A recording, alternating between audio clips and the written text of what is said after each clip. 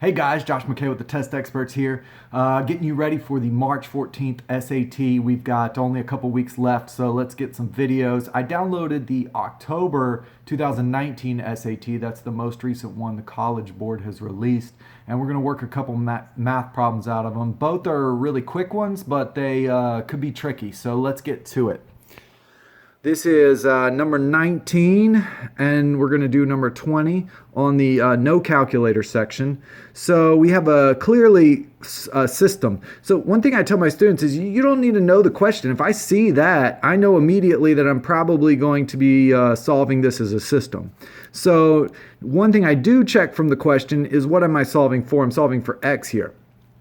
Now, when you see something simple like this, look and see if you can do a quick elimination. I can just add these right off the bat. Remember my elimination, normally I find a multiplier, but here I don't even have to do that. The y's are just going to straight up cancel when I go to add plus y minus y, and this is 5. So x is just 5 halves.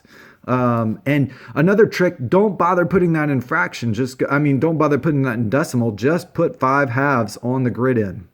Okay, on to number 20. This one looks a little more confusing. It is a little more confusing. In the equation above, k is a constant. If the equation has infinitely many solutions, what's the value of k? This infinitely many solutions is key. You may read that and not know what's going on, but look at the question. If I see something like this, my instinct should be immediately to distribute this. So I'm going to do 2kx minus 4k equals x minus 2. And we've talked about this in the past before too. Continue writing the entire equation. Write the right side even though you didn't need to do anything. Now, go back to this infinitely many solutions. That just means that this left side has to exactly equal the right side, which means this 2k has to equal the coefficient in front of the x. In other words, 2k must equal 1. Likewise, I could solve it. So right from there, I can tell you that the k is 1/2. But I could solve it from the constant too. So if I say minus 4k also has to equal minus 2. So right there, k is also going to be 1/2. Either way works. You get the same solution either way. You don't have to do both ways. Just pick one and do whatever's easier for you.